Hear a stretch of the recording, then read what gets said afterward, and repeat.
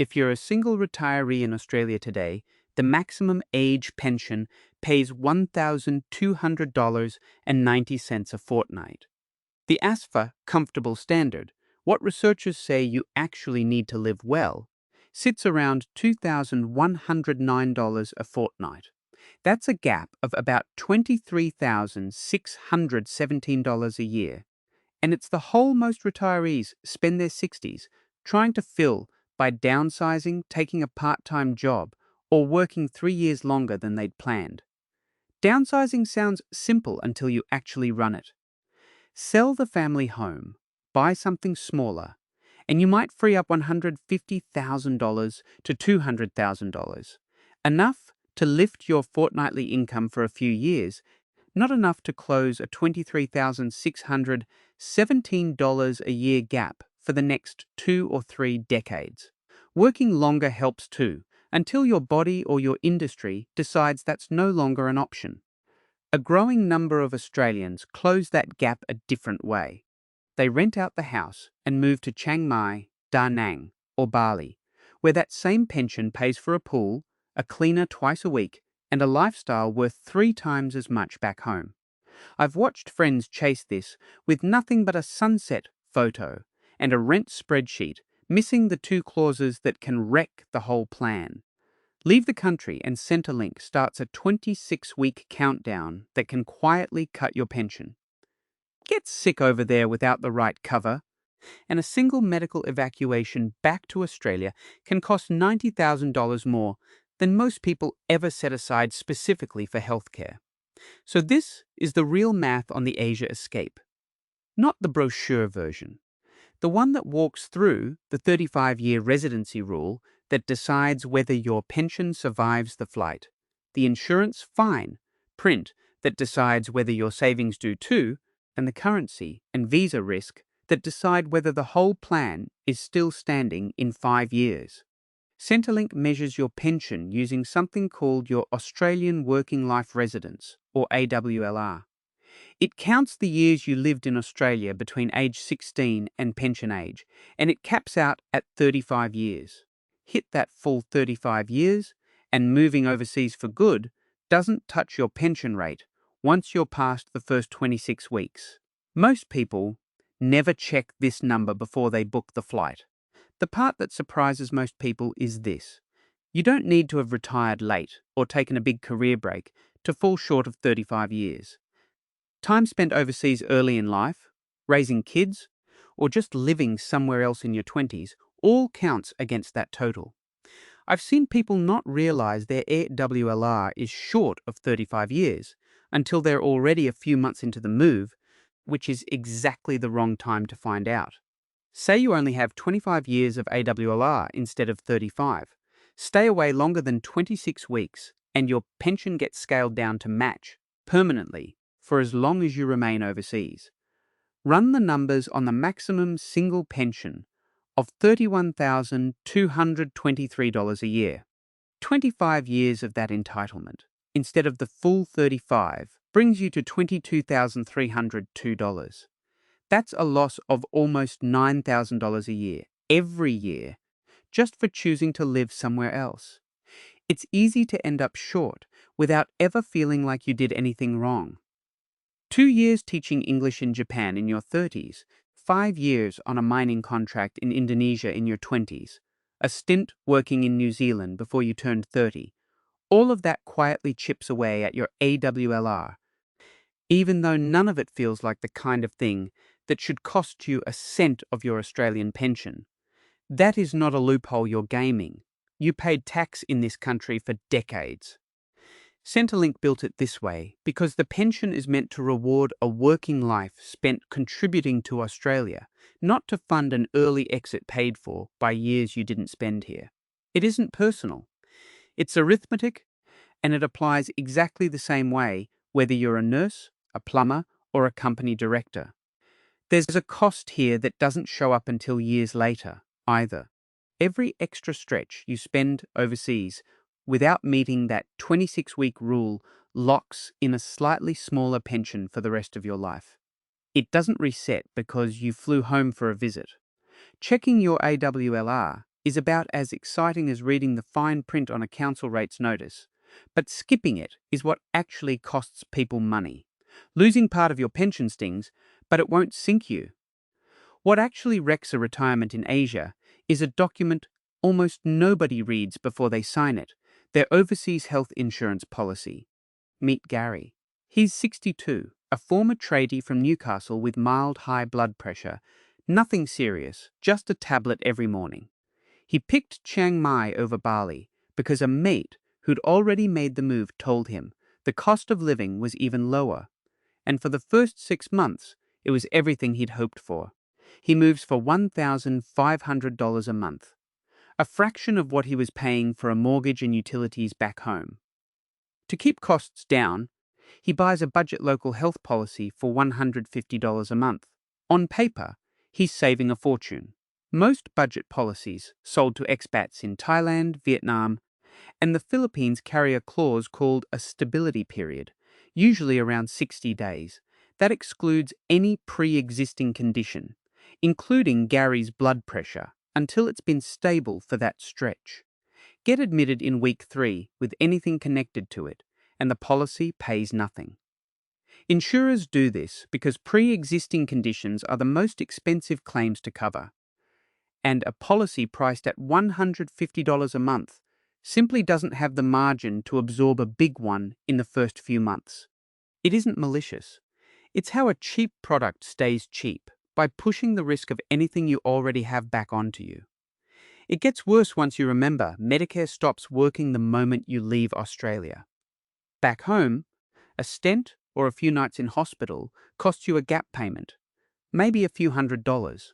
Overseas, with no Medicare and a policy that just excluded you, you're paying the full private rate out of your own account. This is where the real number lives.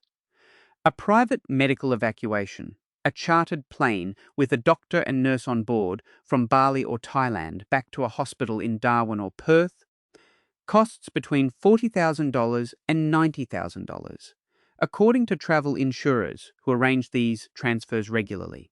That's not a bill you pay off slowly. It's due before they'll fly you home. Spread that risk over a typical decade of retirement in Asia, and it works out to somewhere between $4,000 and $9,000 a year you're either covering with the right policy or carrying yourself unfunded, hoping it never comes due. I used to think world-class hospitals in Bangkok meant you were automatically safe. Then I watched a friend of a friend get stuck in a billing dispute over a stent he needed urgently, arguing with an insurer from a hospital bed. That's when it clicked for me. If you don't have an evacuation plan, you don't really have a retirement plan. You just have an address in a nice country. None of this means Gary made a stupid choice. He did what most people do. He compared the sticker price of 2 policies side by side and picked the cheaper one. The problem is, health insurance for expats isn't like comparing 2 phone plans. The real difference isn't the monthly premium. It's what happens on the one day a year you actually need to use it. A policy built for someone with a pre-existing condition, one that actually includes medical evacuation back to Australia, usually runs $250 to $400 a month instead of $150. That's an extra $1,200 to $3,000 a year. Set against a $90,000 evacuation bill, it stops looking like an expense and starts looking like the actual cost of the move, the real price of the lifestyle, not just the rent and the beer. If you can get the health math right, the next hurdle isn't about money at all. It's about the people you're leaving behind. Most of the savings talk around retiring in Asia focuses on rent. A 1-bedroom apartment in Da Nang or a small house in Chiang Mai can save you close to $20,000 a year compared to staying in Sydney or Melbourne. What rarely gets mentioned is the roughly $10,000 a year that quietly turns up on the other side of the ledger. Flights home for birthdays, for Christmas, for the phone call that says a friend has gone into hospital. If you're picturing your grandkids right now and feeling a knot in your stomach, that's normal. It doesn't mean you're abandoning anyone. Plenty of people move precisely because they don't want to become a financial burden on their kids in 10 years, and they'd rather visit as a healthy, independent grandparent than stay local and slowly become a worry. The psychology here has a name: anticipatory regret. You imagine missing one Christmas, and the guilt feels unbearable before you've even booked the flight. But the future you're picturing is usually worse than the one that actually happens, because it doesn't include the video calls, the visits you'll plan around, or the fact grandkids grow up and start traveling themselves eventually. Before you sell the house in Adelaide, there's a cheaper way to test this than committing outright. Rent the place out instead of selling it. Then spend 90 days in your target city. Not 2 weeks. Not a holiday where everything feels new and cheap. A full 90 days, long enough to sit through a rainy season, a visa office queue, and a stretch where you haven't seen a familiar face. 90 days is roughly how long it takes for the appeal of cheap beer and rooftop bars to wear off, and for you to find out whether you actually enjoy the daily rhythm of the place, or whether you only enjoyed it as a 2-week guest. Keeping the Adelaide house rented also protects you financially.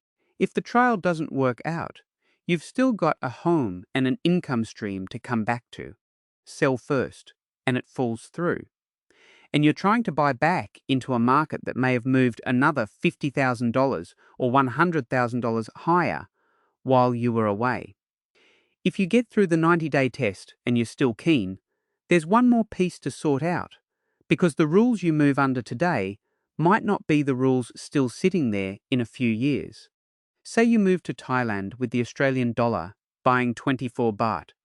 Your pension and any super drawdown stretch a long way.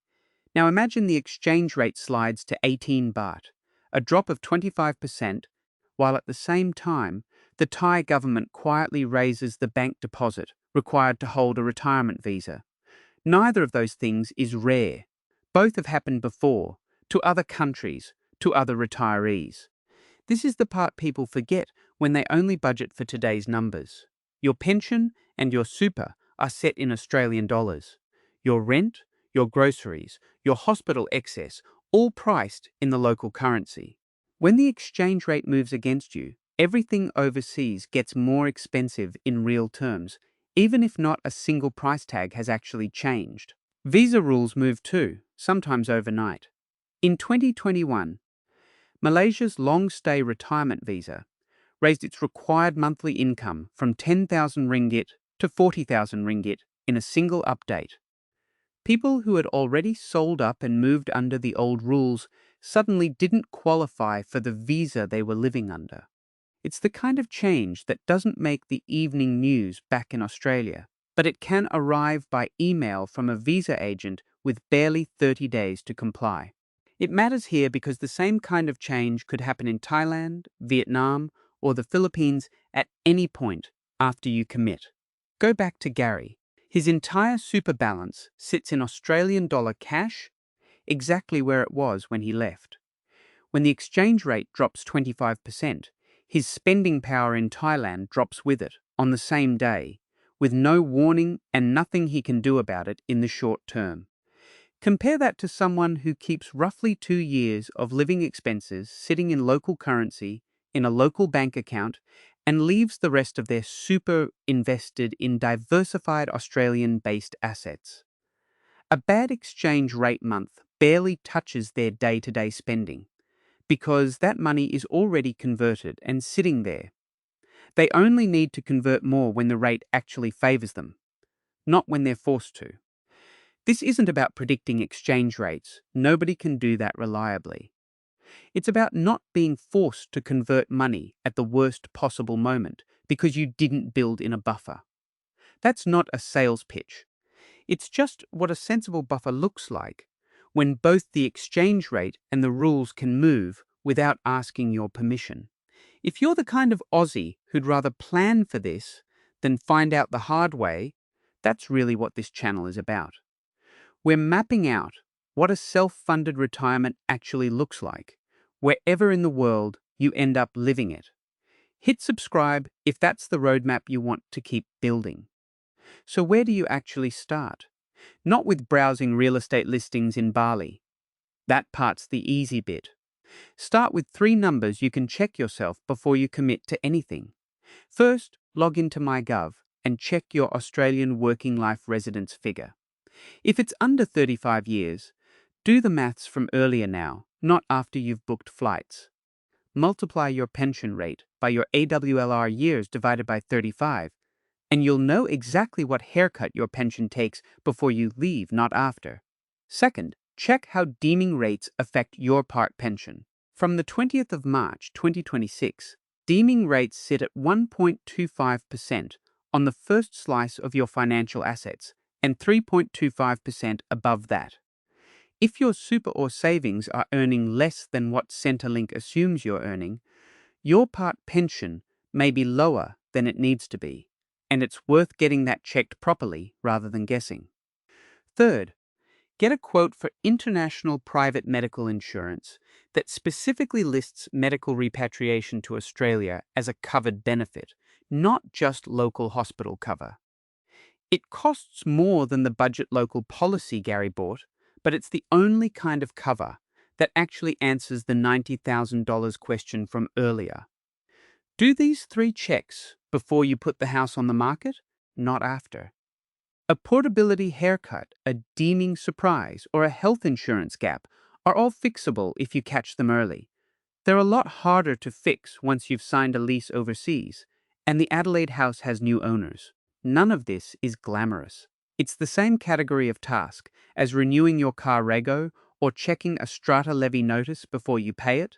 Boring, easy to put off, and exactly the kind of thing that protects you later. There's one more thing almost everyone forgets in all of this planning, and it's sitting right there in the driveway. What happens to the house back home? Retiring in Asia isn't a way out of the maths. It's a different set of maths. You're not escaping the system. You're trading the safety net of Medicare and being a short drive from family for a lifestyle your pension actually stretches to cover, sometimes 3 times over. Gary's story isn't a reason to stay home.